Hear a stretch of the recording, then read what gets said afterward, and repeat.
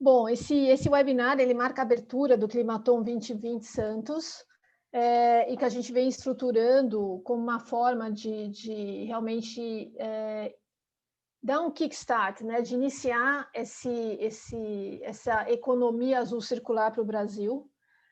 Então, um desafio do tipo hackathon do clima é uma oportunidade da gente realmente ter essa chamada de negócios em 3 diferentes linhas que a gente está trabalhando, 3 diferentes clusters de temas. E aí, claro, não posso deixar de agradecer o nosso visionary sponsor, que é a CTG Brasil, que é uma empresa na área de geração de energia limpa, e as suas equipes de comunicação e sustentabilidade, com quem a gente vem co-construindo esse Climaton. Também queria agradecer à Secretaria do Meio Ambiente de Santos, o Marcos Fernandes e a Cíntia Miage, da Paixe, que trouxeram Santos como uma cidade representante para o Climaton. O Climaton ele acontece ao mesmo tempo em mais de 160 cidades.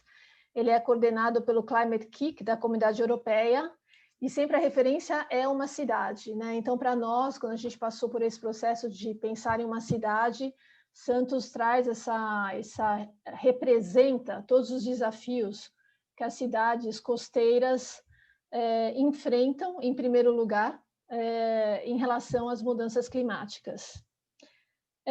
Queria também agradecer ao Impact Hub de Curitiba, o Julian, que já coordenou um Climaton Curitiba ano passado e que nos trouxe para esse Climaton e nos ajudou aí a tomar a velocidade para poder entrar, estruturar tudo em tempo, né, para estar prontos para o dia 13 e 14 de novembro.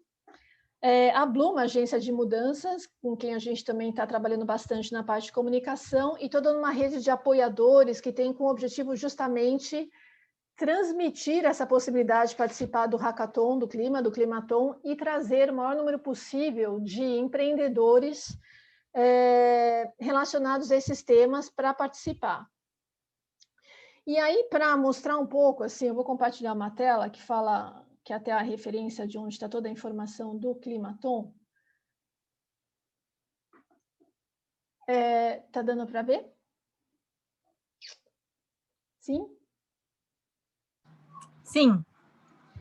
Bom, o Climaton, então esse hackathon do clima, ele vai acontecer de forma online no dia 13 e 14 de novembro, e ele tem três desafios que a gente está trazendo para serem trabalhados nesses 2 dias.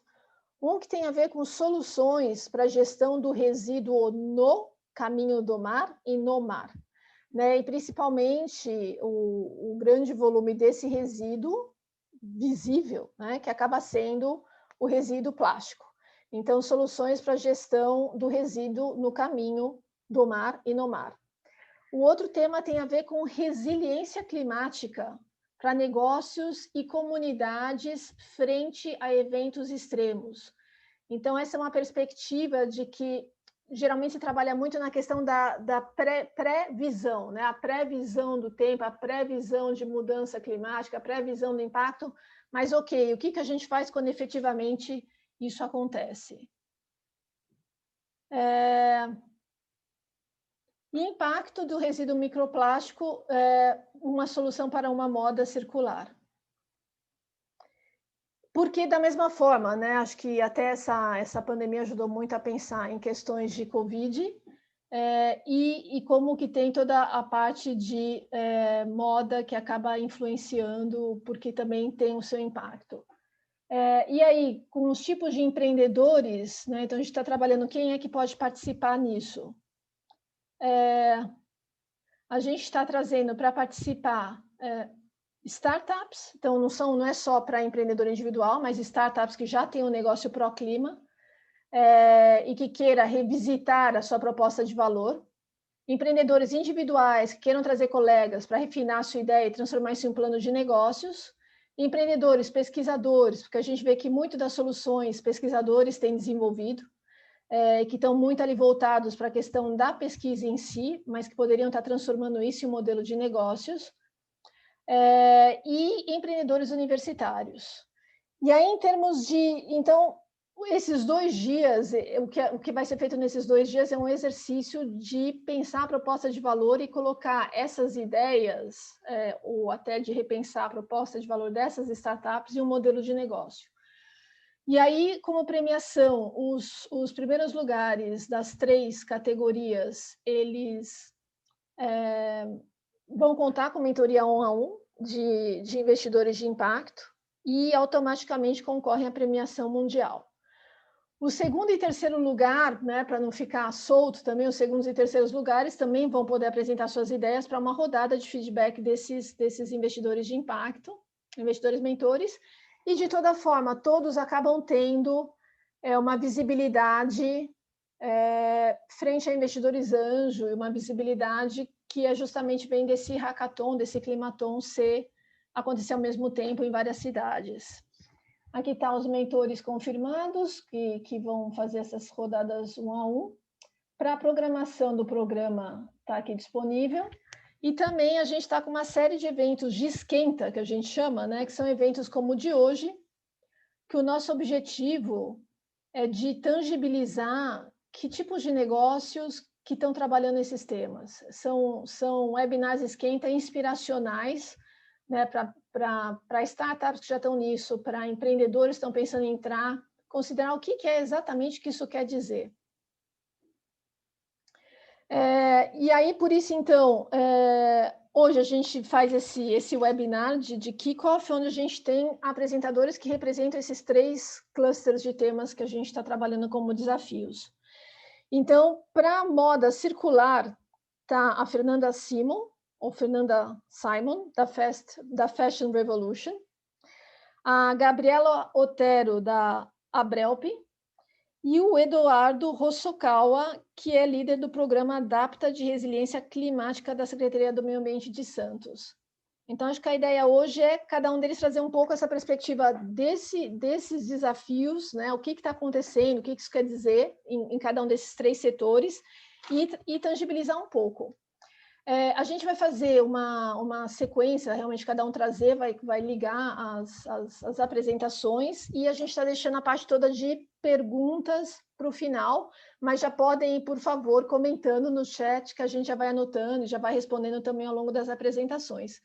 Com isso, eu queria convidar a Fernanda para trazer aí um pouco da perspectiva do que é uma moda sustentável, uma moda circular, e o que exatamente é o programa que você vem trabalhando. Maravilha, boa tarde, Angélica, boa tarde a todos. Primeiro quero agradecer o convite, a oportunidade de estar aqui com vocês. Deixa eu ver que oração para eu não me perder aqui na minha fala. Bom, então eu sou Fernanda Simon, eu sou diretora executiva do Instituto Fashion Revolution Brasil, que eu vou contar aqui para vocês um pouco o que é o Fashion Revolution Brasil. Eu também sou editora de sustentabilidade da Vogue Brasil. Trabalho com moda e sustentabilidade há um pouco mais de 10 anos, né? Eu iniciei uma carreira em Londres, morei lá durante algum tempo, estudei moda na Faculdade Santa Marcelina, e eu tive assim, saí da faculdade em 2007. Quando eu saí da faculdade, não se falava sobre sustentabilidade, não se falava sobre slow fashion, consumo consciente, impactos, né? E enfim, eu me sentia totalmente desconectada com toda essa indústria da moda que eu via acontecendo, assim, ela não fazia muito parte de mim até, né? E eu falo até que a sustentabilidade na minha vida, ela veio a partir de um processo de autoconhecimento, de espiritualidade. Ela vem assim, não dentro da academia, não dentro de uma necessidade de business, né, ou de como uma oportunidade de negócio, mas sim a partir de uma conexão minha comigo mesma, com a terra, e essa angústia de ver esse mundo da maneira que ele está, e de estar estudando, né, na época, até quando começou tudo isso acontecer dentro de mim ou dentro de uma faculdade, dentro de uma indústria que produzia, que incentivava um consumo desenfreado, sem sentido, sem propósito, e para mim tudo aquilo, eu olhei aquilo e achei tudo uma loucura. Eu falei, nossa, eu não quero saber de trabalhar com moda, o que é isso? O mundo está aí se acabando e fazendo roupas e desfiles, então para mim isso tudo foi muito maluco. E eu meio que larguei a moda, saí da moda, e acabou que foi quando eu fui para a Inglaterra e me reconectei com esse mercado, com esse conceito, né? Primeiramente do slow fashion, foi o que me trouxe para entender toda essa história dentro da moda. Bom, vou colocar minha apresentação aqui. Não vai dar tempo de eu passar ela inteira, mas a gente vai seguindo aqui.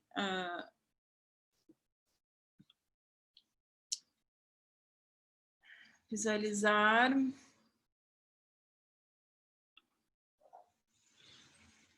Bom, tá tudo certo aí? Apresentação? Tá. Sim. Tá, ótimo.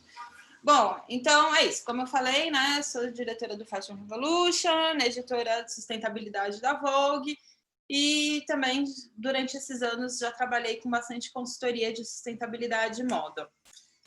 Bom, a minha história, ela começa muito, né? Eu falo que não tem como eu falar sobre o que eu faço sem falar também sobre o Rana Plaza, né? Que é quando começa a história do Fashion Revolution. O Rana Plaza, para quem não conhece, quem não sabe dessa história, era um prédio que abrigava diversas confecções de roupas, ficava em Dhaka, capital de Bangladesh, e esse prédio desabou, mais de 1.000 pessoas morreram, mais de 2.500 pessoas ficaram gravemente feridas.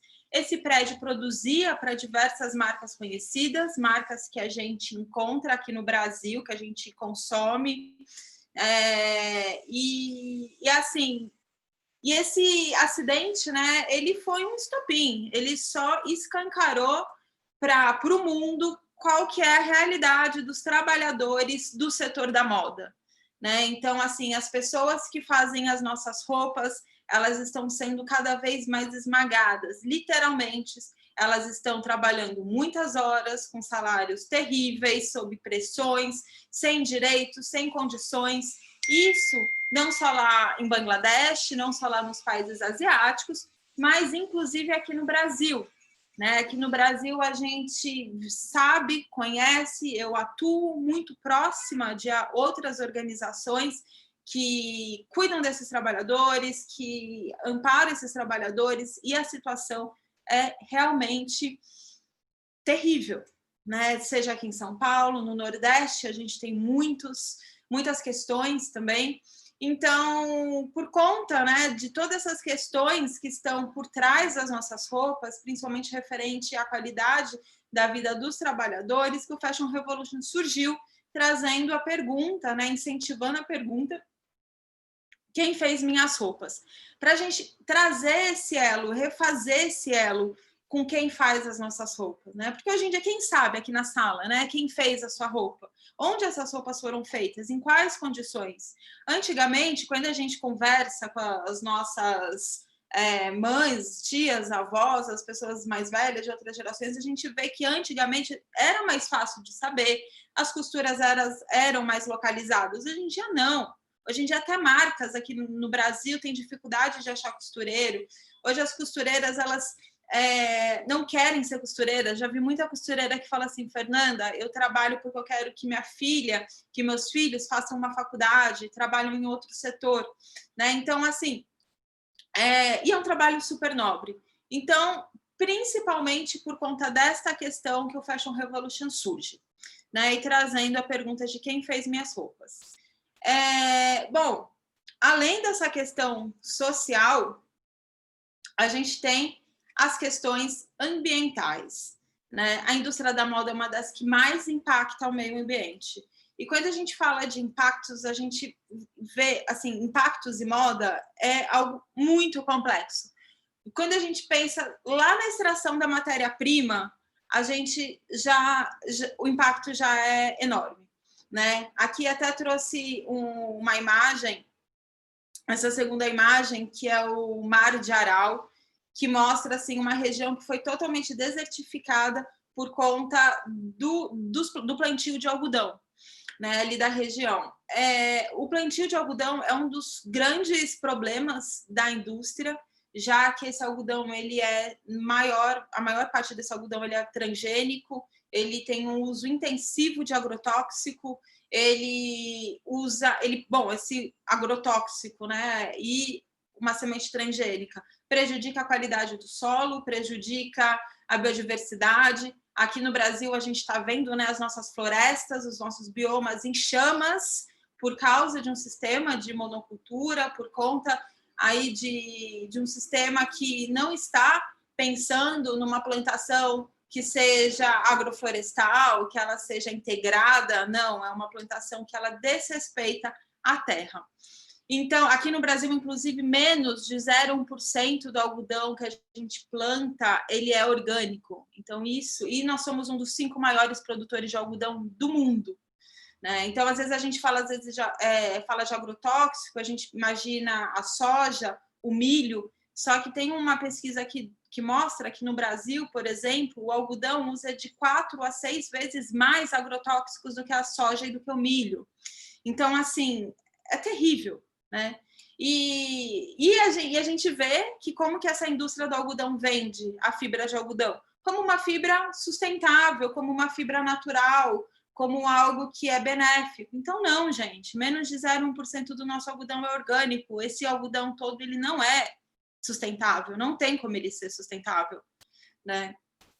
E quando a gente pensa na primeira fibra mais utilizada do mundo, que é o poliéster é uma fibra que ela é derivada do petróleo, e daí a gente já sabe como que a gente fala de sustentabilidade e petróleo, né? Uma fibra que vem lá debaixo da terra, uma matéria-prima que vem lá debaixo da terra, que passa já por um processo gigantesco para ser transformado em fio, né? E essas roupas, muitas vezes, elas são produzidas e descartadas, e até a Angélica falou aqui na abertura sobre a questão dos microplásticos, né? Quando a gente está lavando as nossas roupas sintéticas, né? As nossas roupas de poliéster, de poliamida, de acrílico, o que acontece? Microplásticos são soltos ali na lavagem, esses microplásticos eles vão parar no mar, nos rios, né? Tem pesquisas que mostram que, inclusive, lá na Amazônia, nos rios, que a gente nem imagina que a gente já alcançou, né? Essa poluição lá já também tem microplásticos, né? Então, assim, a lavagem das nossas roupas está contribuindo com a produção, né? Com a liberação de microplásticos nas águas. Então, ou seja, lá na matéria-prima já tem grandes impactos. Quando a gente pensa em todo esse processo de produção, da extração, até o processo de tingimento, né, os processos de beneficiamentos, todo esse processo ele é altamente impactante, ele é altamente poluidor. Eu nem vou passar e trazer dados aqui por todo esse processo, porque é uma questão bem complexa mesmo. Bom, aqui deu uma travadinha. Bom, então, resumindo, né, a gente tem um modelo de produção extremamente acelerado, que ele é totalmente desconectado com as pessoas, ele é totalmente desconectado com a terra, né? Então, a indústria da moda, e quando a gente pensa em moda, a gente não está falando só sobre quem acompanha a moda, né? A coleção, a tendência, o lançamento, quem gosta de se vestir de certa maneira, de um determinado estilo. Não, a gente está falando sobre todo mundo que compra roupa e todo mundo veste roupa. Inclusive, a maneira que a gente cuida da nossa roupa, o impacto doméstico dessas roupas, né? A questão de emissão de carbono e da água que a gente usa e dos químicos também é altamente impactante. Então, assim, falar sobre moda e sustentabilidade é falar com todos, né? E esse sistema de produção e de consumo extremamente acelerado, ele está totalmente desconectado com as necessidades reais do nosso planeta neste momento, que inclusive, né, a Angélica também já trouxe na introdução, que estamos passando por uma pandemia, que esses limites da Terra, que essa necessidade da Terra, ela ficou mais escancarada. Então, mais uma vez, esse sistema da moda ficou mais desconectado, né? Bom, então aqui eu falo um pouco de todo esse sistema que ele resulta em lixo, ele resulta em ansiedade, pobreza, miséria, crises, impacta a biodiversidade, a natureza, as pessoas. Um sistema de moda que fortalece as pautas como racismo, como especismo, como machismo, né? Então, esse sistema selvagem, ele não pode mais continuar, e por isso a gente tem que falar... Opa, não está indo o slide. Opa!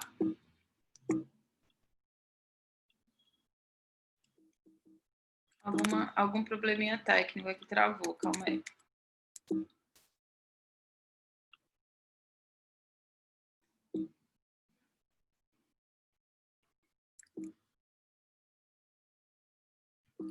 Vocês estão me ouvindo? Angélica, eu estou conseguindo ver se você está me ouvindo? Estou te ouvindo. Eu acho que talvez você tenha que sair do modo de tela cheia e ir para o outro e voltar. Ele não está aceitando.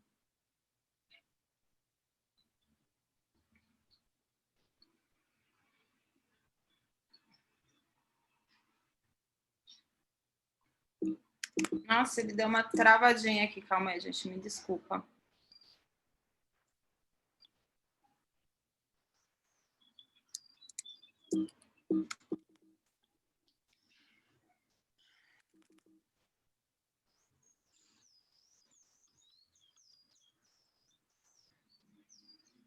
O mouse travou, tudo travou. Bom,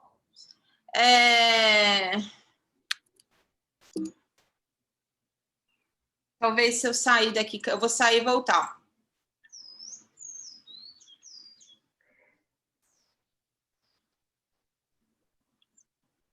Sim, ou você pode também ir trazendo um pouco de o que você tem visto, que são exemplos de iniciativas que estão acontecendo dentro dessa perspectiva de moda sustentável, né? Porque é aquilo, a cadeia ela é inteira para ser revisitada, né? Desde da forma como o que a princípio a gente tem essa percepção de ser o algodão, né? Eu quero uma roupa de algodão porque é mais natural, mas o algodão está cheio de agrotóxico, isso quando não conta também com o trabalho infantil, né?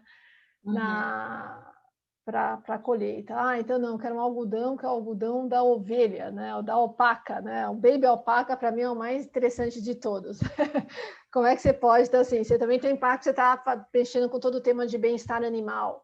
Por outro lado, a sua outra opção são fibras sintéticas, mas e a maior parte do que a gente veste hoje é fibra sintética.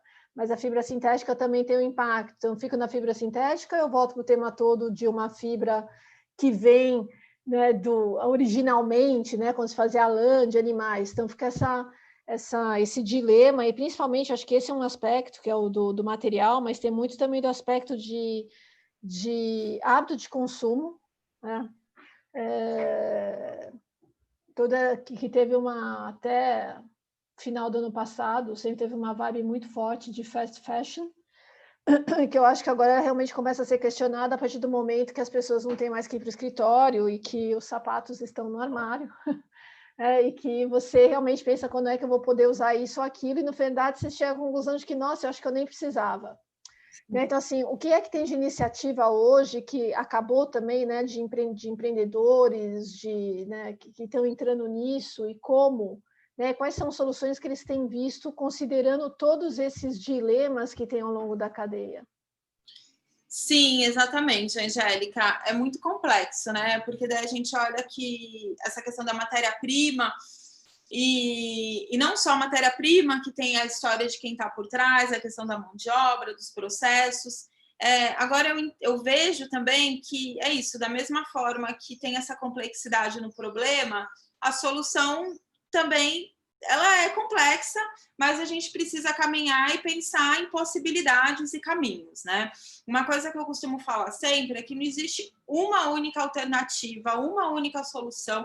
A gente fala de moda sustentável, mas na verdade moda sustentável não existe, né? A gente está falando de uma moda que seja mais sustentável, uma moda que seja mais engajada, uma moda que seja mais ecológica, uma moda que seja mais ética, mas assim, né, quando a gente fala de sustentabilidade mesmo, é uma conta que ainda eu não vejo assim, sabe, fechada realmente, mesmo quando eu penso assim nas marcas mais interessantes, nos projetos mais interessantes, que já tem uma longa caminhada, né? Eu entendo assim como algo que, assim, marcas que estão trazendo essa questão da sustentabilidade para o seu trabalho, mas assim, ainda assim não consigo olhar e achar que assim é uma moda sustentável e ponto, né?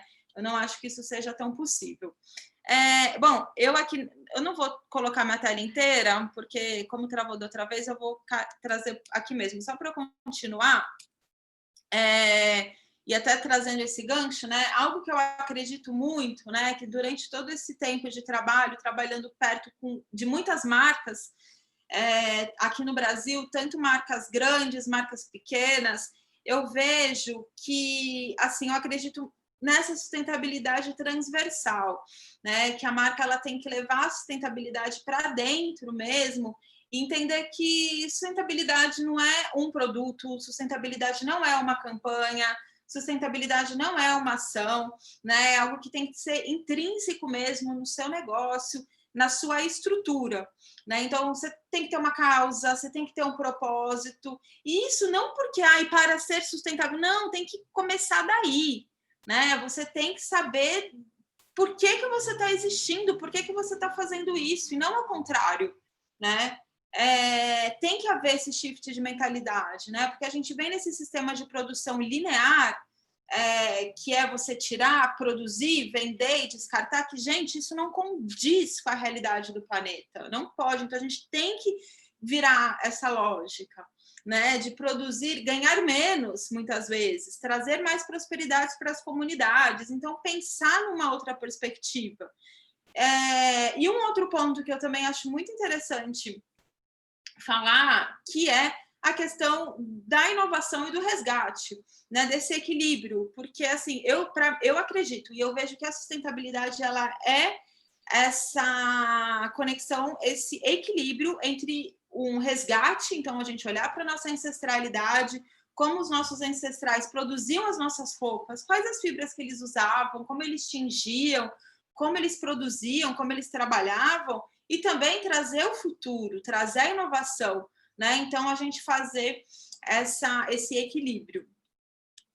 Bom, e dentro desses 3 pilares, né, eu vejo que existem pontos que precisam ser trabalhados, e um deles é a questão do modelo de negócio, né, que não adianta, como eu falei, você pensar sustentabilidade e você trabalhar da mesma forma, você tem que rever o seu modelo de negócio. Eu vou passar rapidamente. Também essa questão dos materiais, produtos e processos, pessoas e saberes, né? Então, também olhar para quem faz, como faz.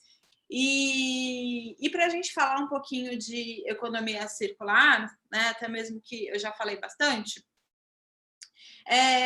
eu trago, né? Eu penso assim, economia circular, até muito inspirada pelo Michael Brongard, né, o criador do Cradle to Cradle, um dos criadores, né, do conceito do Cradle to Cradle, que é essa inspiração, que é essa conexão com a Terra e com os ciclos da Terra, né, que não sei se todo mundo tem essa familiarização com o conceito do Cradle to Cradle, né, mas o Michael ele fala que, olha, quando a gente olha para uma floresta, né, quem já teve a oportunidade de estar em uma floresta, olha quanta riqueza, olha quanta abundância, uma árvore gigantesca cheia de frutos, ela tem tantos frutos, aqueles frutos caem, e nada daquilo é perdido, tudo aquilo ali vira nutriente, tudo aquilo ali vai ser alimento para algum animal, ou vai ser alimento para aquela terra, e vai virar semente, que vai virar uma outra árvore, que vai trazer mais frutos.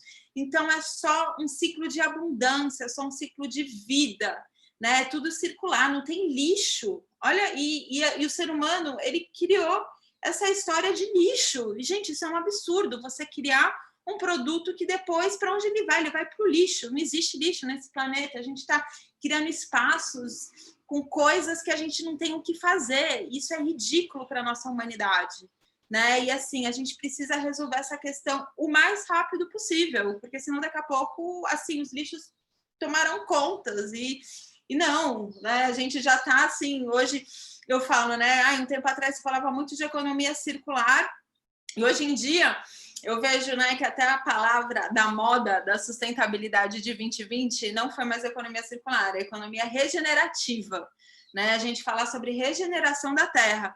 Então, porque assim, a gente precisa já regenerar, porque a gente está muito atrasado já, a nossa situação ela está crítica, né? Eu lembro que assim, há 10 anos atrás, eu conversando com meus amigos, pessoas da sustentabilidade, quando eu estava começando a estudar e pesquisar, e a gente falava, não, daqui 10 anos, e gente, a gente já chegou nesses 10 anos e a situação ainda está terrível, e assim, a gente está vivendo uma emergência climática, e a gente precisa resolver essa situação, né? Então, assim,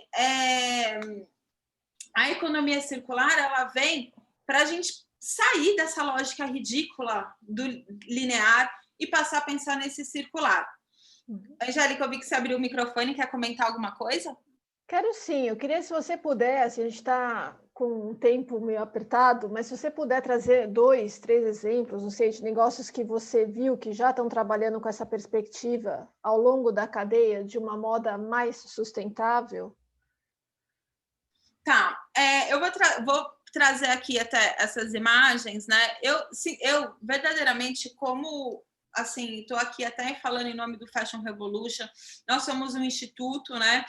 E uma organização do terceiro setor, a gente não promove marcas, a gente não trabalha com mostrar quem está certo, quem está errado, sabe? A gente não tem essa, nem de acusar a quem tem algum problema, alguma falha, e nem de mostrar quem está fazendo, né? Então, eu trago isso daqui, assim, esses exemplos que eu vou trazer como uma opinião pessoal, Fernanda, né? E não como uma posição institucional do Fashion Revolution. Mas eu acho que temos a estilista Flávia Aranha, que é até essa imagem aqui, que é uma referência, né? É uma estilista aqui brasileira, que está aí há 10 anos, trabalhando com matérias-primas naturais, tingimento natural. Ela tem um processo muito próximo dos fornecedores dela, seja os fornecedores da costura, né, a cadeia aqui produtiva dela, mas como os fornecedores das matérias-primas. Ela trabalha ela tem algumas parcerias, como, por exemplo, um outro exemplo que eu vou dar, a Justatrama. A Justatrama, acho que é um dos cases mais lindos de moda do nosso país, né, que é uma cooperativa que trabalha com a produção de algodão orgânico agroecológico, num sistema totalmente benéfico, positivo, feito por mulheres. Então, eles também têm até a marca, né? Eles não só produzem matéria-prima, mas como tem a própria marca da Justatrama mesmo. Então, é um processo lindo, né? Aqui também tem uma imagem da extração de látex da marca Vert, também, que é uma marca também que há muitos anos aí nessa caminhada, mostrando que é possível crescer, é possível fazer um produto com estilo, né? São os tênis, eu falo que são os tênis mais cool do planeta, porque eles são feitos na Amazônia, com mão de obra ética, local, preservando a floresta, porque a produção do látex, aí daí já também é uma palestra, né? Falar sobre a produção do látex na Amazônia, tem toda uma questão, né, dos seringueiros, Chico Mendes. Então, falar sobre a produção de látex natural, a gente falar sobre geração de renda com a floresta em pé, um saber local. Então, assim, pega todos os pilares da sustentabilidade, né, com um único produto. Então, também é uma marca que eu acho bem interessante. Então, assim, acho que ficam esses cases, né, como rapidamente, assim, como uma citação que reforço como Fernanda, né, uma opinião pessoal de marcas que são bem próximas da minha caminhada, e que eu vejo que tem um impacto bem positivo, interessante, que podem ser inspiradoras para todos. Então, acho que eu vou encerrar, que eu já falei bastante. Fica aqui o meu @. Quem quiser falar comigo, o Instagram, assim, é uma ferramenta de fácil acesso aí para mim. E agradeço a oportunidade. A gente conversa mais aí no final, né? Quando a gente abrir para as perguntas. Fernanda, obrigada. Eu acho que essa realmente é a perspectiva, né, de olhar a cadeia da moda, né, e o que isso quer dizer. E quando você fala que no passado a gente sabia de onde vinha a nossa roupa, né? Você tinha a figura do costureiro, do alfaiate, né? Você sabia quem é que estava fazendo, como era até tailor-made. Hoje, né, até pré-pandemia, o tema todo de fast fashion, que pegou, né, pesado e que agora está sendo revisto. Então, assim, para nós, dentro dessa perspectiva de uma economia azul circular, olhar o tema moda, ele é muito relevante porque ele tem um grande impacto, porque afinal de contas tem a ver com aquilo que a gente está usando, que a gente está vestindo, né? Como que a gente e o impacto que ele tem na cadeia toda, desde mão de obra infantil, os agrotóxicos, se eu vou falar com seringueiro, se é ético, se é reutilizado, se tem, assim, tem uma complexidade aí e que no final ela acaba. A gente fala que isso sempre, né, todo resíduo não bem destinado, ele sempre tem um destino certo. E esse destino é o oceano. Né? Então, assim, por isso que quando a gente olha, né, uma economia azul circular, a gente está, um dos temas para nós prioritário é o da moda, justamente por isso. Obrigada, e com isso eu queria, então, um outro cluster de temas que a gente está olhando tem a ver com os resíduos visíveis, né, que estão aí no caminho do mar, no caminho ou no mar, né, e o que é que tem sido feito nesse sentido.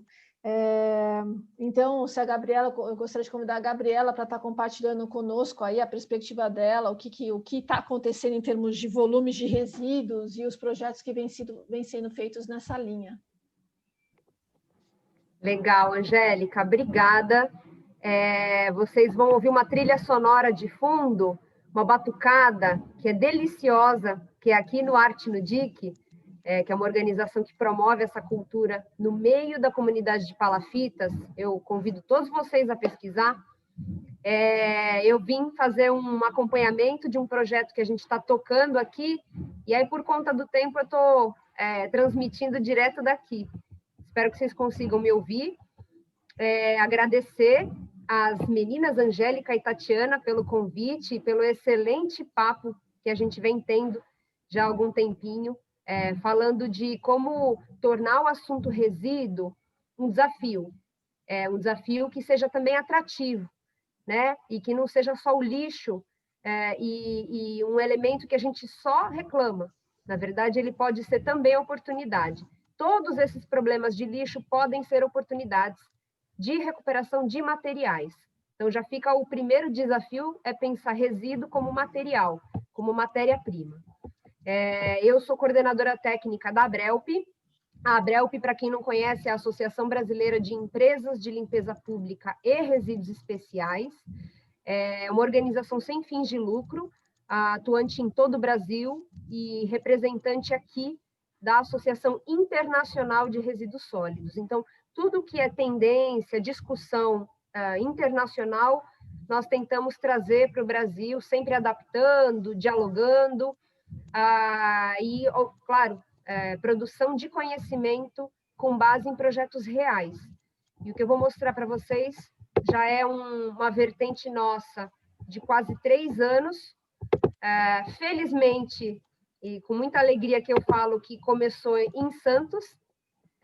Eu sou santista e trabalho na Abrelp há quase 8 anos, e nós conseguimos aqui, com o apoio da prefeitura, enfim, essa turma excelente da municipalidade que topou o desafio de aceitar receber uma assistência técnica que trouxe muitos conceitos diferenciados de combate ao lixo no mar, mas também pôs muito a mão na massa. Então, o meu primeiro agradecimento aqui é à Prefeitura de Santos, que mais do que aceitar, trabalhou, pôs a mão na massa. Então, aqui um overview, né? Um panorama do trabalho. Essa é a nossa logo, é o lixo fora d'água, porque ele começa trabalhando a questão da prevenção direta do lixo no mar, mas claro que não fala só de costa, né? Todos os rios, de alguma forma, direta ou indiretamente, todos os corpos d'água derivam para o oceano.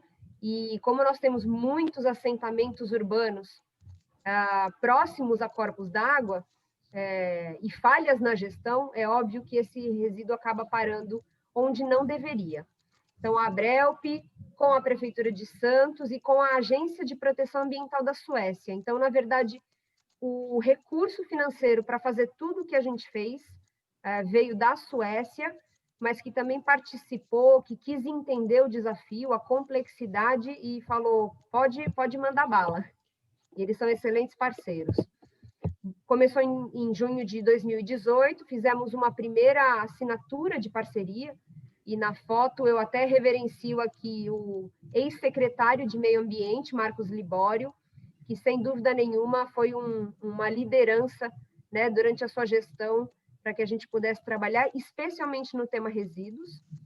Fizemos uma viagem de estudos à Suécia, apresentamos, jogamos Santos para o mundo, né? Eu fico mais do que feliz de fazer isso como uma bairrista, e produzimos ao longo desses mais de 2 anos agora 7 relatórios. Cada relatório ele traz um passo a passo, um aspecto diferente do que é o combate ao lixo no mar. Então, primeiramente, esse projeto Lixo Fora d'Água, ele não é um projeto de mutirão de limpeza. Ele não é um projeto que mobiliza, que leva pessoas para a praia, para os rios. Isso já tem muitas organizações fazendo. Esse é um tipo de ferramenta muito legal de engajamento, conscientização. Mas o nosso trabalho é prevenção, é evitar este caminho. E para evitar este caminho, não bastava ir para a praia coletar lixo. A gente teve que fazer esse diagnóstico todo junto com a prefeitura, porque assim, Santos é um exemplo na gestão de resíduos, né? Aqui eu colocando o diagnóstico. Santos tem uma cobertura praticamente 100% de coleta do caminhão, tem coleta seletiva, porta a porta, por todo o território, tem limpeza de praia, que chega na autoestação a 3 vezes por dia, tem coleta sob demanda, tem uma série de serviços de limpeza pública, de coleta, de tratamento, que deixava a gente com uma baita interrogação, né? Se é um território onde 99% da população se concentra na parte insular, os outros 1% na maior fração, que é o continente, você tem já essa concentração toda de pessoas num local que é relativamente controlado. Tem os canais de drenagem, tem mais de uma secretaria cuidando da gestão de resíduos, então você tem uma gama de serviços. Nós tínhamos muitas dúvidas, né? O montante coletado, então foi importante saber que Santos tem aí uma coleta, e aí o dado parou em 2017, óbvio, pelo tempo do projeto, mas que não mudou muito, mas você tem aí 175 mil toneladas geradas por ano em Santos, uma pequena fração de coleta seletiva, e que já melhorou muito nos últimos 2 anos, mas ainda assim uma carga muito grande indo para aterro sanitário, ou seja, a não valorização.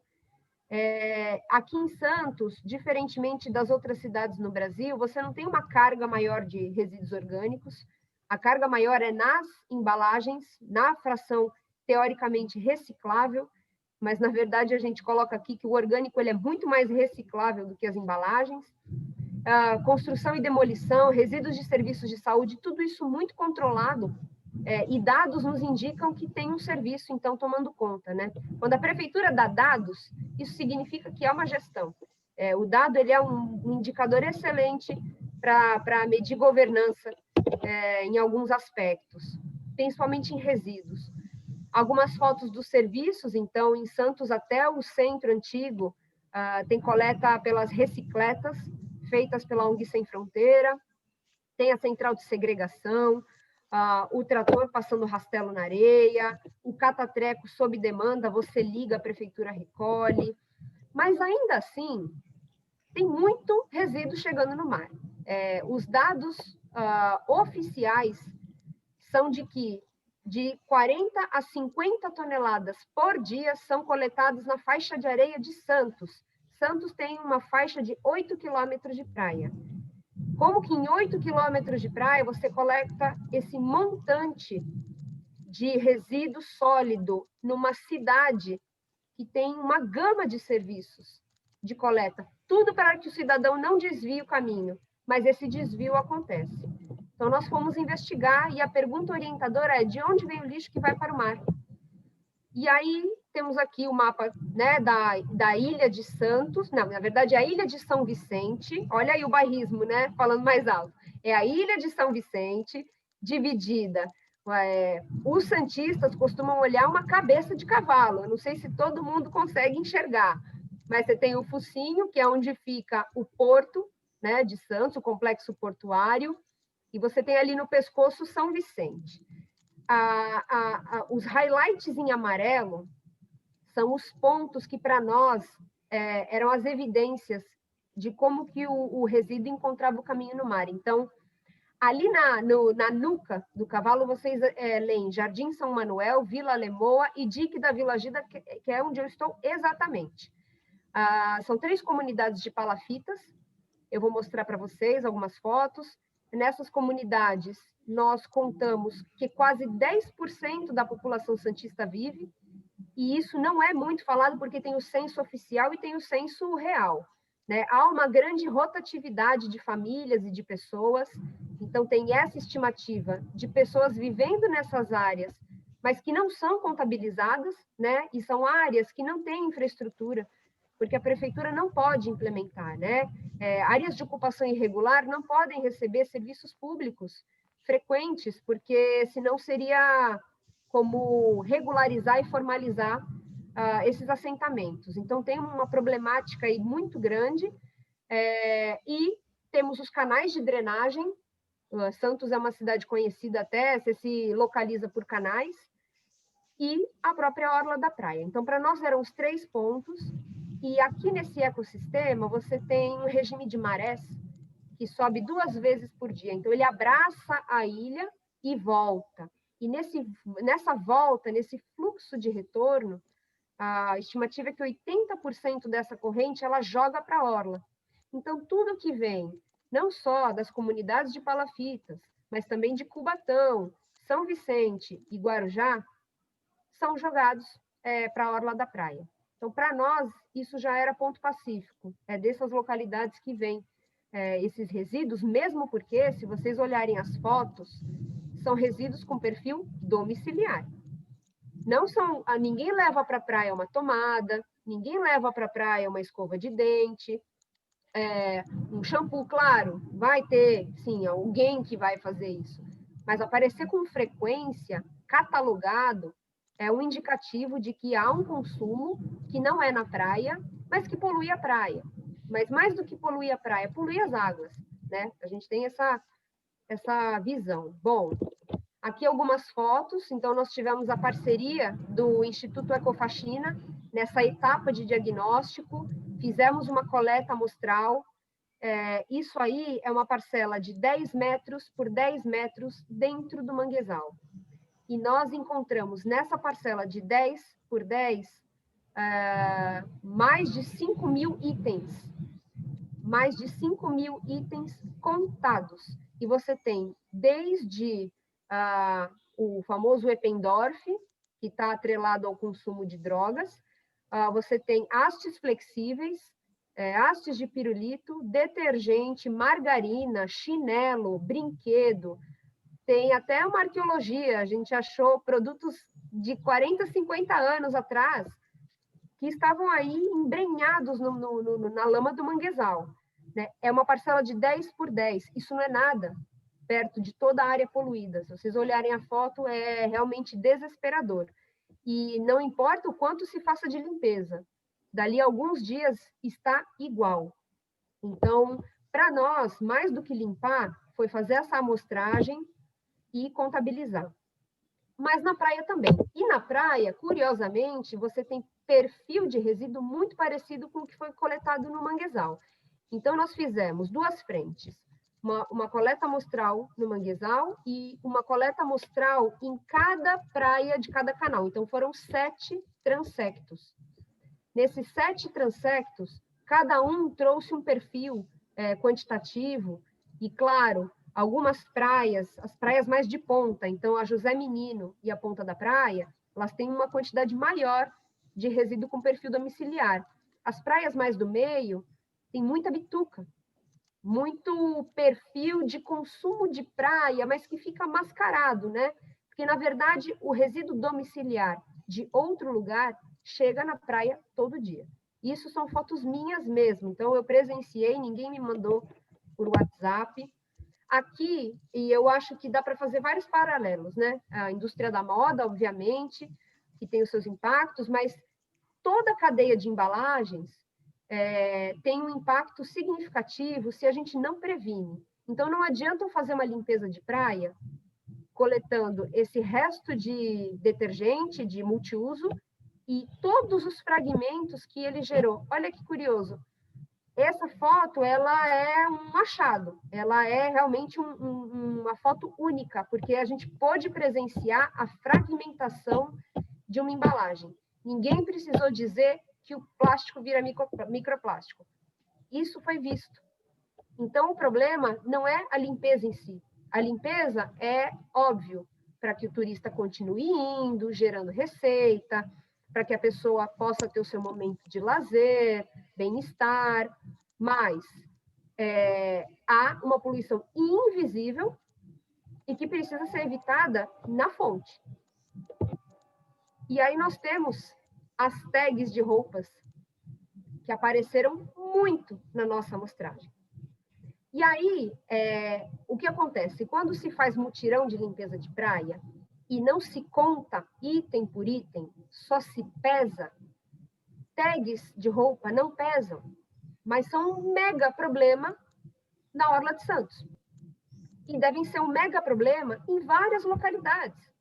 Mas ninguém para contar os itens. As pessoas gostam de pesar, tirar a foto e coloca ali pro caminhão da coleta levar para o aterro sanitário. Nós temos que botar o dedo na ferida. E o dedo na ferida a partir do momento em que você olha individualmente para cada pedaço de resíduo que chega no oceano, você encontra um gerador. Você encontra um responsável. Então, é como se o resíduo trouxesse o seu código de origem. Esse aqui é uma necessidade de diálogo com a indústria da moda. Será que a gente não tem nenhum substituto para as tags plásticas? Elas voam, elas somem. Eu posso até comprar roupa. Aqui, né, é óbvio que a gente quer muito consumo consciente, mas assim, a questão aqui não é a compra. A questão eu comprei na minha casa, eu coloquei para coleta seletiva, mas no transporte, essa tag, ela pode ter caído da sacola, porque ela é muito leve, ela é muito pequena. Ela foi para o bueiro, do bueiro foi direto para a orla e foi parar na nossa coleta. Então, assim, estamos falando de mais do que a prevenção do gerador, olhar até um pouco mais atrás e olhar para o processo de produção. Não temos substitutos para as tags, né? É uma bela oportunidade, é um pedaço de plástico de uso único, cuja única finalidade é prender o preço à roupa, à unidade. A gente não tem outra alternativa para isso, né? É algo a se pensar e é um problema. É um problema de lixo no mar. Bom, olhamos com mais atenção, na verdade, depois de todo esse percorrido, de entender de onde vem, o que vai parar no mar, nós decidimos tentar uns pilotos, né? Fazer uma brincadeira de tentativa, erro e acerto, na orla da praia e nas palafitas. Em muito pouco tempo, e eu já deixo aqui o compromisso, até o final desse mês, nós lançamos o relatório da Operação Areia Limpa, que foi esse piloto na orla da praia, relatório e um vídeo, né, contando o caso, um videocase, que nós chamamos. E o outro que eu vou apresentar, ele vai ficar mais para o fim do ano. Eu só vou dar um spoiler, na verdade, porque nesse momento nós estamos implementando, então eu não tenho resultados ainda. Bom, na praia, depois de um processo de design thinking, de trazer criativos, de trazer as barracas de praia para conversar, são 309 barracas de praia comercializando bebidas, comidas, todo tipo de consumo, né? de consumo imediato na orla da praia e que geram resíduos. E a orla da praia não tem muitas lixeiras, na verdade, só tem lixeira nos postes ou na calçada, porque a maré, nossa, sobe muito. Então, já se foi tentado um monte. E aí fica o desafio aqui, gente. Já se tentou muito. Diferentes lixeiras na orla da praia, nenhuma bem sucedida. Então, já fica aqui a oportunidade de pensar, porque a pessoa tem que ter a consciência de levar o lixo da praia para sua casa, mas a gente tem uma máxima, que é: conveniência prevalece sobre consciência.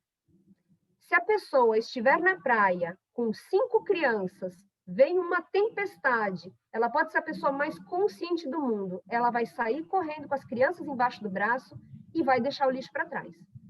Então, assim, a gente tem que fornecer, tem que dar formas convenientes para que aquela parcela que é a mais difícil de educar, de trazer junto, faça a sua parte na destinação correta. Então, é um trabalho de comunicação acima de tudo.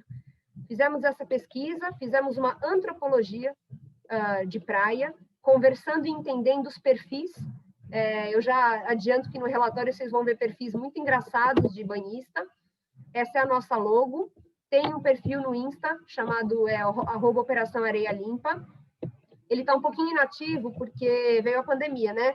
E aí todo o nosso processo de encerrar o piloto foi focado mais no dado do que na publicidade. São os materiais que nós construímos, então foi tudo pensado exclusivamente para o piloto. Não tem nada aqui que tenha sido comprado pronto, tudo foi construído por nós, inclusive bituqueira de bambu na altura da cadeira de praia, o copo permanente e o canudo de mandioca. Então, nossos canudos todos foram encaminhados para a planta de compostagem do Orquidário de Santos, sempre pensando que tinha que fechar o ciclo, né? Tinha que fechar e, de alguma forma, diminuir. E eu já adianto para vocês que a experiência do Operação Areia Limpa, que daí trouxe outra organização local, o Instituto Mar Azul, como parceiro, já registrou uma queda de metade dos resíduos encontrados na areia só em 2 meses de piloto. E foram meses que teve evento de praia e tempestade, enfim, quase tudo vem de mim. Gabriela, assim, muito interessante, né, tentar entender esse aspecto de que é meio realmente um estudo que leva à origem, né? Então, a origem do consumo, a origem de quem foi o gerador daquele tipo de embalagem. E, assim, como a gente está com o tempo um pouco apertado, eu sei que você tem esse projeto das palafitas, que é muito interessante, se você puder se concentrar nele, e a gente depois vai ter um momento aí para discussão. Então, são 3 slides. Só para colocar para vocês, essa é a problemática. Então, agora indo para as palafitas, que é onde nós estamos agora. Essa é a problemática, né? Maré sobe, o pessoal joga na água, maré desce, ela teoricamente leva embora. Teoricamente, na prática, muita coisa fica. Esse é o projeto Beco Limpo, porque foi feito um trabalho também de entender como as pessoas identificam, né, o lugar. Então, não é palafita, viela, passarela, não. O pessoal chama de beco. Então, o beco limpo é o que nós queremos e é o que eles querem também, né? Porque atualmente a situação é bastante difícil. E aqui eu mostro até o Jardim São Manuel, a forma como ele avança em cima da água, juntando quase com a outra comunidade. Então, é uma problemática onde você tem aí 30 mil pessoas, mais de 30 mil pessoas vivendo nesse tipo de situação, nessa vulnerabilidade. Na outra foto, nosso começo de trabalho, registrando o que ia parar na água. Esse é um exemplo de passarela, mas eles chamam de beco, né, onde ficam os barracos. Começamos. Há 2 semanas instalamos uns protótipos de gestão de resíduos. Então, o nosso objetivo não é ficar com o resíduo, não é pegar esse resíduo. O resíduo ele é titularidade do município. O nosso papel é como um mediador, uma alternativa. Ao invés de jogar na água pela janela do barraco, a pessoa tem um gancho onde ela pode pendurar o resíduo e quando ela for para a rua, for fazer alguma coisa, ela pega esse resíduo e leva até a lixeira, que tem sim. Só que esse caminho do barraco que está a 500 metros, 800 metros da rua, até a rua onde tem o contentor, é um divisor de águas. É um divisor de consciência. E consciência sobre isso aqui é zero. As pessoas têm 1000 preocupações, elas não frequentam a praia, então a problemática não chega para elas da forma correta. Então, está sendo feito todo esse trabalho de diálogo com eles, e nós identificamos que havia aqui uma conversa de que há muito tempo atrás tinha boto. Na verdade, tem boto na região. É o boto cinza. Ele fica um pouquinho mais para fora, né? Então, nós fizemos um boto de arame durante uma oficina e penduramos na pracinha do dique, e ele está olhando para o mar. Então, todo mundo que pergunta o que é isso, o que é isso, a nossa brincadeira é volta, boto. E o dique te quer. Então, aqui a foto com ele construído, os penduradores, tem 2 modelos de pendurador, os meninos que foram capacitados e a nossa equipe, super feliz de ter cumprido o trabalho, e esperamos daqui a algumas semanas já ter os primeiros resultados. O DIC fecha às 5, eles já estão me esperando, então, se eu não ficar para discussão, eu estou totalmente à disposição depois, peço até que coloquem meu e-mail, super à disposição, para dar qualquer conselho, para dar qualquer outra informação adicional, e esse é o site onde estão os 7 relatórios dessas primeiras fases. Os pilotos vêm na sequência. Gente, muito obrigada e boa sorte. Gabriela, muito obrigada. Acho que assim são exemplos chocantes, né? Porque aquela história, a gente acha que põe o lixo fora e ele desaparece, né? Então, assim, e principalmente, né, que é o que a gente vem conversando, da tecnologia social que você está desenvolvendo, né, de gestão desse resíduo, né? Então, acho que isso é um ponto importante que para nós faz muito sentido, até dentro desse contexto do desafio Climaton, de trazer não só tecnologias, né, mas assim, tecnologia social também, né? Então, como é que você engaja essas pessoas, porque, afinal de contas, o problema vai continuar, talvez até piore, né? E, muito obrigada, foi muito legal mesmo a sua apresentação. Bom, com isso, então, a gente tem, né, acho que o objetivo hoje é de mostrar os 3 grandes desafios que a gente está trabalhando, né? Então, da moda circular, porque que ele faz sentido, a questão toda do resíduo, que a gente fala que é no mar e no caminho do mar, né? Então, quais são as formas que tem de trabalhar com, né, olhar esse resíduo como material, né, e não olhar só desde a perspectiva de coleta e mandar para o aterro, né? Porque o aterro também é uma solução temporária, mas o que é que dá para fazer disso? E agora vem o nosso terceiro tema, que é o nosso também um dos nossos desafios, que tem a ver com resiliência climática, né? Então, a gente olhava muito desde uma perspectiva de previsão de mudança, mas aquilo que eu comentei, a previsão, ok, ela ajuda, mas o que você faz a partir do momento que você tem dados do que vai acontecer, ou mais ainda, o que você faz a partir do momento que já aconteceu?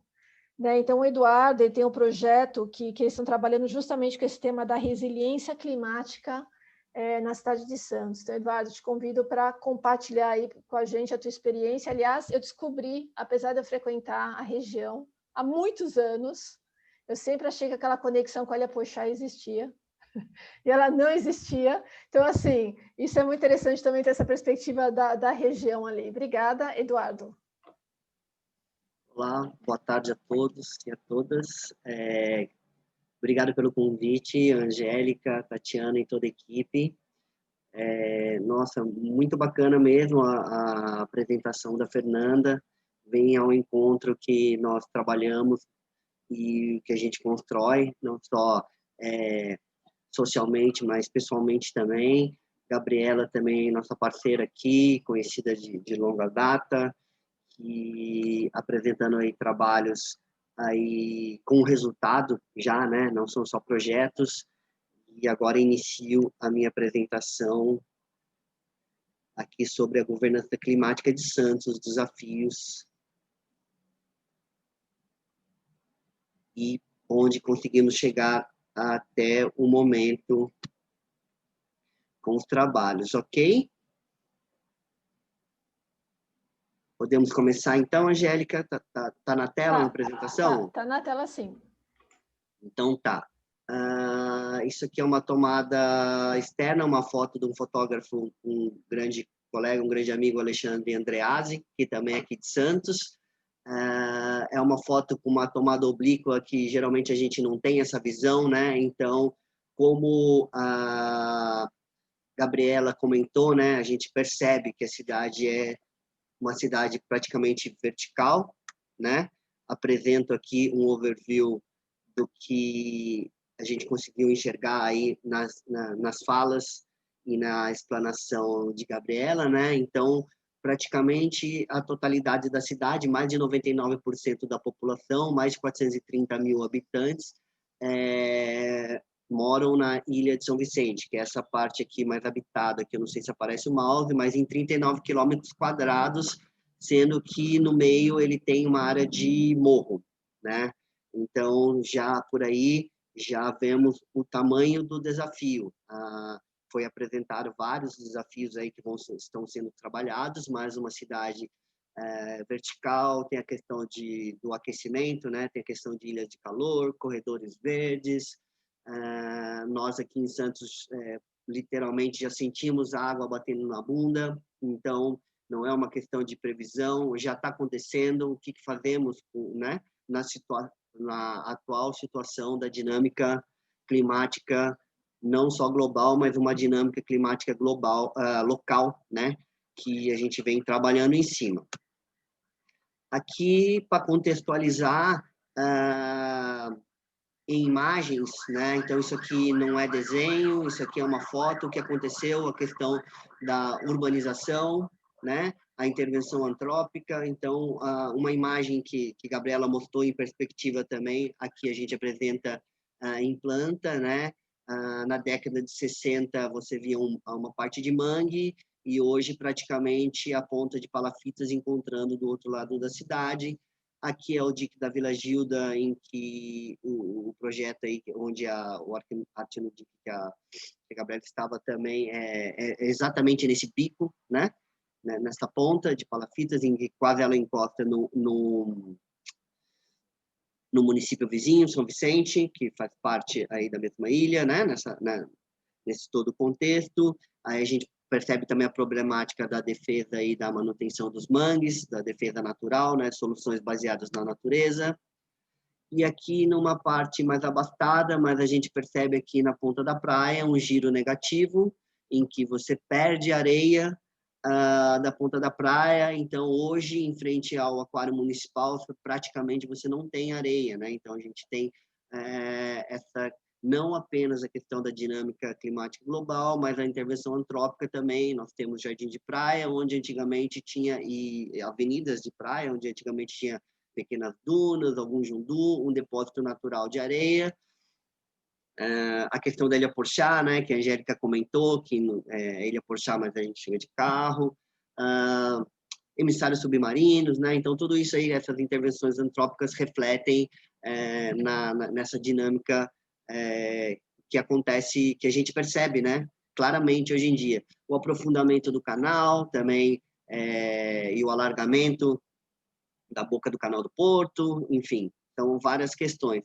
Diante disso, Santos já internaliza as questões de mudança climática dentro da prefeitura, da sua administração, e em 2015 oficializa uma comissão que é denominada Comissão Municipal de Adaptação à Mudança do Clima, né? É uma referência, né, nos trabalhos técnicos, que são técnicos de todas as secretarias da prefeitura, uma equipe multidisciplinar em que não só pensa, mas implementa projetos voltados ao tema de mudança do clima, né? Ele está alinhado ao Plano Nacional de Adaptação à Mudança do Clima, e é muito importante a gente pensar em toda a cadeia, né? Como a Fernanda bem abordou, né? Toda a cadeia de impacto, a gente chama aqui de lente climática, a gente passar a lente climática em todos os planos e projetos de governo, né? Então, a gente percebe que o plano diretor de Santos, ele já contempla, que é o plano mestre de uma cidade, da expansão de uma cidade, do crescimento, ele já tem um capítulo específico de mudança do clima. né? A lei de uso e ocupação do solo, temos plano municipal de contenção, de contingência a ressacas e inundação,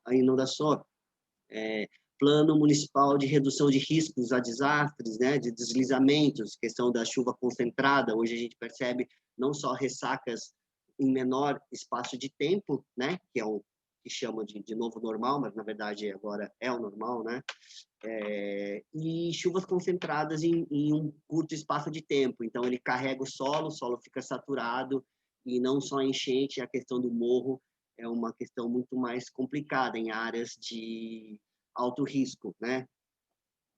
Bom, e em março deste ano, de 2020, é criado a seção de mudança do clima, mostrando de novo, né, a questão da sensibilização do governo, da Prefeitura de Santos, em levar adiante, em trazer essas discussões para dentro do plano de governo e dos trabalhos, né? Já em 2006, no primeiro ano de trabalho, foi apresentado, em dezembro, né, de 2016, foi apresentado o Plano Municipal de Mudança do Clima, que é tomado como referência nacional. Esse ano de 2016, que escrevemos esse plano, né, com a Comissão Municipal de Mudança do Clima e apoiadores da academia, né, desenvolveu um plano bastante completo, complexo, e que eu vou estar apresentando mais à frente, que estamos na fase de atualização agora. Mas esse plano aí e as ações de mudança do clima de Santos fez aí o cenário federal, né, perceber essa ação e desenvolver um projeto que chamou ProAdapta, em que escolheu Santos e Salvador como referência pelos trabalhos, né, avançados de mudança do clima. Então, Santos, com o seu primeiro plano apresentado, serviu como modelo para as demais cidades brasileiras. É isso que a gente vai estar fazendo agora, né, replicando esta situação para outras municipalidades. E a gente percebeu que internamente, dentro de um corpo técnico municipal, apesar de Santos já ter, né, dentro do seu corpo técnico, servidor como meteorologista, né, então você percebe que, né, nessas nuances a intenção, né, de preparar mesmo um time e uma equipe para trabalhar esses pontos. A gente precisava muito da questão da melhor ciência, da academia, né, por perto, trazendo informação, trazendo insumos, debatendo, fazendo um debate como esse, né? Fernanda ali na moda trouxe uma gama de informações ali, né? Uma imagem bastante emblemática que eu vi ali da questão do Mar de Aral, que ela mostrou da desertificação, né? Então aqui, com esse apoio aqui da Alemanha, que eu vou estar apresentando no próximo slide, a gente trabalha bastante a questão de gênero e direitos humanos, né? A gente percebe aí que em países da África, nessa questão de falta de água, a mulher que tem esse papel, ela em 5 minutos que ela tenha mais que deslocar até uma fonte, ela corre sério risco de ser mutilada, de ser atacada, enfim, tem várias questões que envolvem mudança do clima, né? Então, essa questão foi criada uma comissão consultiva técnica acadêmica para apoiar os trabalhos. Bom, agora sobre o projeto ProAdapta, né, um projeto do governo federal, em que Santos foi escolhido como piloto, né, para implementar a Agenda Nacional de Adaptação à Mudança do Clima, com o apoio do Ministério do Meio Ambiente do Brasil e da Alemanha, né, com recursos não só financeiros, mas técnicos da Alemanha. Então, isso trouxe um grande apoio, né, um grande ganho aí, e sendo que o objetivo principal é aumentar a resiliência climática no Brasil, não apenas na contribuição e implementação efetiva, né, das ações, né, do Plano Nacional de Adaptação à Mudança do Clima, mas que sejam modelos replicáveis, né? Então, eu tenho a possibilidade, né, de uma ação concreta aqui, de curto prazo, de médio prazo, já replicar para outras localidades e compartilhar os benefícios aí com todos. E com essa questão de várias abordagens aqui, que essas abordagens têm muito a ver com as questões dos pitches, dos desenvolvimentos, das possibilidades aí de mudança do clima, de desenvolvimento, né? Esse apoio à governança climática no desenvolvimento seja ela ferramentas, plataformas, colaborativos, app, pós-desastre, né? Um primeiro ponto que foi feito dentro do projeto do Prodap foi feito um levantamento de vulnerabilidade, um grande levantamento de estudos da região para entendermos exatamente o que já foi estudado e gerar um diagnóstico de lacunas para ver o que falta ser estudado e, diante daí do entendimento do todo dessa dinâmica climática local, podemos gerar ações aí, proporcionar aí melhor condições para o tomador de decisão, para o gestor público dar o segmento dos seus planos e projetos, né? Então, a partir daí, a gente já percebeu que como é que uma dica até de desenvolvimento, né? Então, a gente não teve teve que gerar uma solução interna à cadeira de como catalogar esses papers, essas teses, esses estudos, né? Esses livros, sintetizar e de uma maneira fácil compartilhar, né? Porque esses arquivos estão em PDF, muitas vezes os livros não são abertos, né? Então, como a gente compartilha essa melhor informação, a melhor ciência com os demais, para várias cabeças pensantes aí surgirem com maiores informações. Então, a possibilidade de gerar um repositório aí e uma possibilidade de consulta já é uma das ações que poderiam ser feitas, né? Como sugestão. Foi feito também um grande estudo, um mapeamento de arranjos institucionais de governança do clima. Foram estudados aí modelos de arranjos dentro da política ambiental e mudança do clima, e foram estudados 10 cidades nacionais e 10 cidades internacionais. O que funciona lá, por que Nova York, Califórnia funciona legal, lá em Recife tem um mega de um trabalho super bacana, Campinas referência na questão de resiliência, Fortaleza, enfim, várias ações, Belo Horizonte, né? Então, Santa Catarina, né? Então, cada ponto aí com onde conseguiu avançar, por que conseguiu avançar e gerar um relatório grande, um estudo, lições aprendidas, e a gente poder compartilhar com outras localidades aqui nacionais, outras cidades brasileiras, e cada um customizar, desenhar a sua melhor solução para o seu município.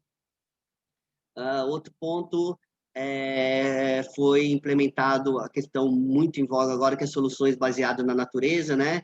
Em vez de eu utilizar muito concreto, né? Aquela engenharia hard, cimento, né? A gente utilizar a natureza a nosso favor, né? Então, a questão da metodologia de adaptação baseada em ecossistema, a metodologia BE, está sendo implementada no Morro do Montserrat, que é o uso da biodiversidade dos serviços ecossistema como parte de uma estratégia de adaptação, né?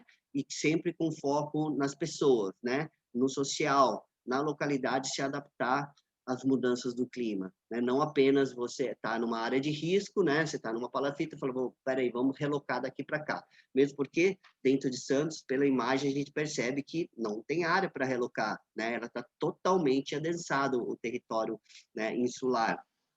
Então, esse é um outro desafio bastante grande. E dentro da metodologia de ABE gerado lá no Morro do Montserrat, que também parou nesse momento, está um pouco congelado por conta da pandemia, dentro dos workshops, né, apareceu, né, a sugestão da própria comunidade do desenvolvimento, isso não existe ainda, né, do desenvolvimento de uma app de comunicação pós-desastre, né, então, essa enxurrada que aconteceu, por que aconteceu, né? Eu já sabia que ali poderia ter algum tipo de problema, né? Como é que eu aviso rapidamente a localidade, a associação de moradores, né? Então, eles mesmos, né, eles comentaram que eu não tenho notebook para todo mundo, mas todos têm um telefone, né? Um telefone celular. Então, de repente, um aplicativo para essa área de comunicação, de mudança do clima, de riscos a desastres, né? Alguma coisa mais ágil, aí tem um resultado de curto prazo e muito, muito interessante, muito bacana. Outros exemplos aí que eu trouxe aí, pode ser lá em Jacarta, né? Tem o PETA Jacarta, a gente comentou anteriormente, estava conversando com a Angélica bastante, né? sobre a iniciativa deles que eles têm no Twitter. Lá eles usam muito Twitter, né? Então lá a solução foi Twitter, né? Então cada localidade tem que desenhar e customizar a sua solução, né? Cada um tem uma pegada, tem uma peculiaridade, enfim, a gente trabalha colhendo, né, essas informações que muitas vezes estão intrínsecas dentro da própria comunidade. Nesse momento, Eduardo, o que quer dizer o AB? AB é adaptação baseada no ecossistema. Tá. Essa metodologia aí que foi apresentada agora, né? De uso aí dos serviços ecossistêmicos a nosso favor, né? Aqui também está sendo desenvolvido criado o Plano Municipal da Mata Atlântica, né? Então a gente tem algumas células como o Morro, parte verde, o Orquidário Municipal, né? O Jardim Botânico Municipal, uma unidade de conservação que é o Engenho dos Erasmos, né? Que a USP toma conta, enfim. De repente criar corredores, temos os canais, né? Interligar em corredores verdes, então tudo isso aí pensando num plano de conservação e recuperação da Mata Atlântica, e nesse momento a gente está iniciando a atualização do plano de mudança do clima de Santos, né? Um estudo, né? Uma busca de um índice de vulnerabilidade socioambiental, de risco climático, enfim, está sendo desenhado nesse momento agora, com o apoio aí da GIZ da Alemanha, né? Toda a equipe. Bom, aqui foi pedido também para passar rapidamente sobre o projeto Metrópole, que foi um projeto bastante apresentado aí, um case aí mundial, né? Um estudo de caso aí que ele tem um nome bastante grande, estrutura integrada para analisar a tomada de decisão local e capacidade adaptativa para mudança ambiental em grande escala.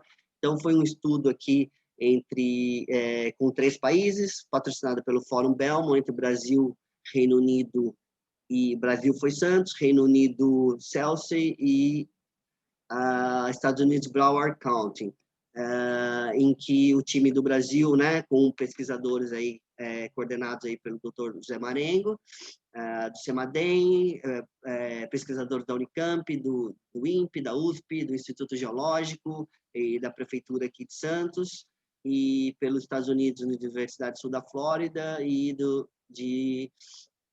da Inglaterra, do Reino Unido, King's College de Londres, que gerou a metodologia de índice de capacidade adaptativa. Então, esse ponto foi abordado mais por conta da plataforma COAST, que a gente teve que ir lá fora, né? Então, Estados Unidos é comum essa questão por conta do furacão Sandy, eles têm bastante esses estudos já consolidados, né? Plataformas que trabalham. Então, a gente teve que utilizar uma plataforma deles. Então, teve que deslocar toda a nossa equipe até lá para desenvolver com os dados de Santos, né? Então, de repente, o que foi exatamente esse dado, né? Então, ele estuda a elevação do nível do mar face aos impactos imobiliários. Então, se eu falar para o gestor público, olha, eu vou ter um impacto de tanto, compensa eu tentar evitar esse tipo de impacto? Então, eu gero todas essas informações, carrego nessa plataforma COAST, variáveis relacionadas à elevação do nível do mar, né? Séries históricas dos marégrafos, variáveis socioeconômicas, e carrego toda essa informação. Isso aqui é um exemplo do que a gente tem lá na Zona Noroeste, na área do DIC, que é uma área ocupada em cota zero. Então, hoje, só com a chuva, um dia normal, a gente já tem um problema de nível aí. Agora, com essa chuva e com a elevação do nível, com uma maré alta, tem um problema. Com uma chuva concentrada, o problema é maior ainda, né?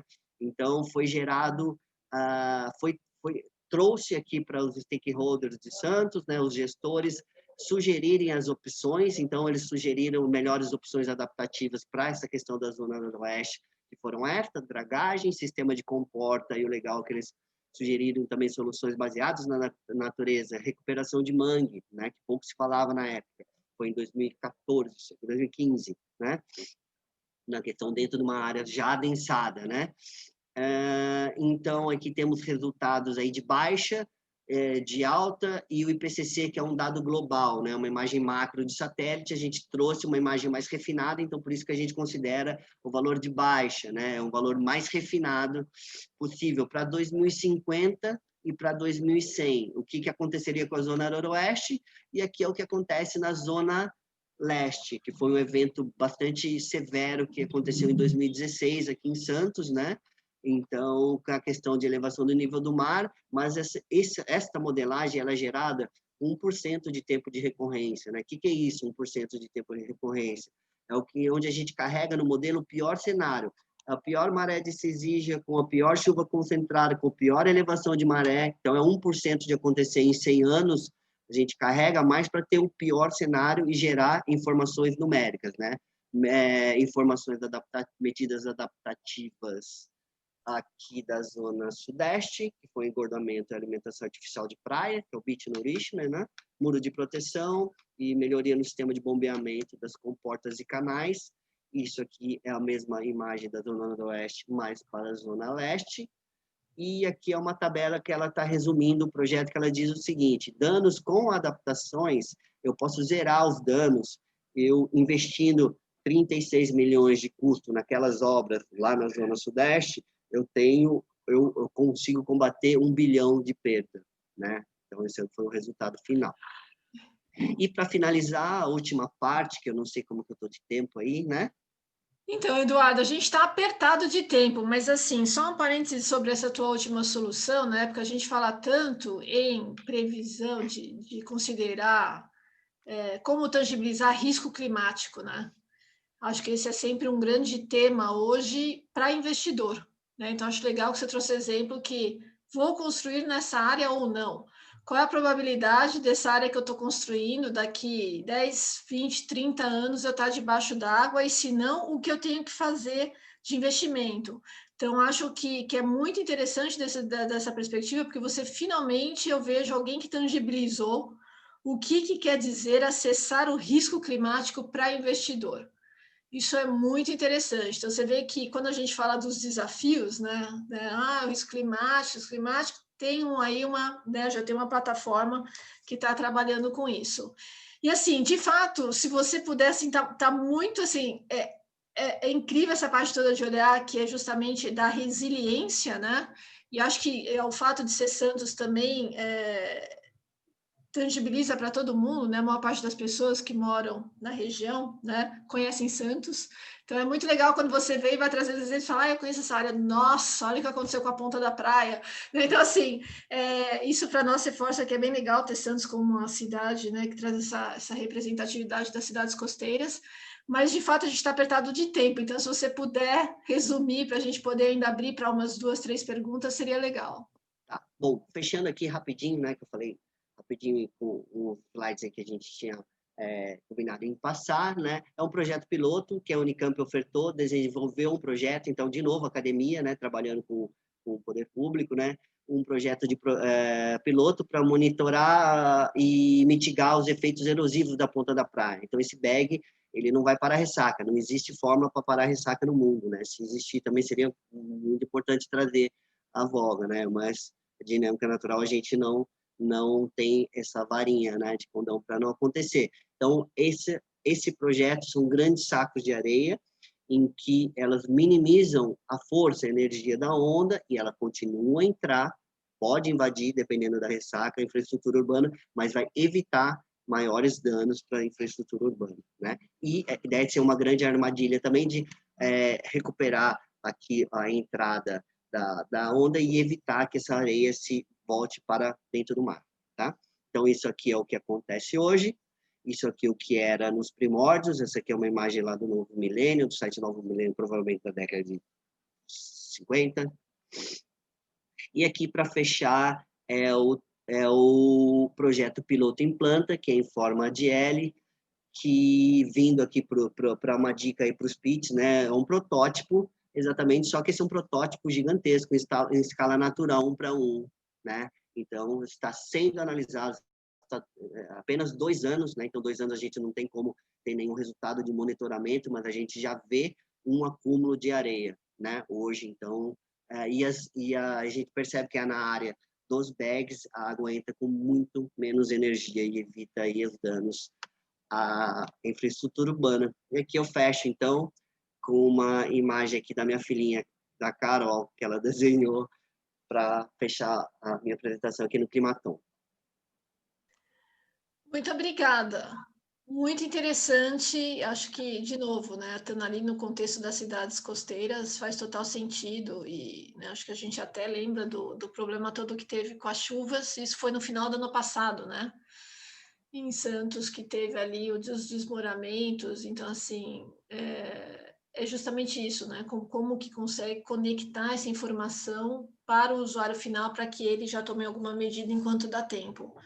Muito obrigada, Eduardo. Então, acho que assim, de uma forma geral, nosso objetivo hoje, né, com essa abertura do desafio, era de mostrar, por isso que a gente teve 3 temas, que são temas diferentes, mas que no final tem toda essa relação sistêmica por trás deles, né? Então, assim, por isso que a gente trouxe o exemplo da moda circular, da gestão de resíduos sólidos e de previsão e de mitigação de eventos extremos, que são os 3 desafios que a gente está trabalhando no Climaton. A gente vai ter agora 3 webinars específicos para cada um desses temas, né? Então, aqui foi para a gente realmente trazer a visão geral do que a gente está olhando, depois vai ter um para cada um. E é isso, então, assim, eu acho que o objetivo do Climaton é que ele é aberto não só para, né, porque eu acho que os hackathons têm um pouco dessa perspectiva, não, dessa imagem de ser algo para jovens que estão lá enlouquecidos prototipando algo, mas startups que já estejam trabalhando com o tema, empreendedores individuais que já estão trazendo isso e querem ter outros colegas para contribuir, para montar seu business plan, essa é a possibilidade. E com aquilo, que eu acho que também é uma coisa que sempre fica faltando nessas chamadas e acelerações, que é efetivamente uma interface com potenciais investidores.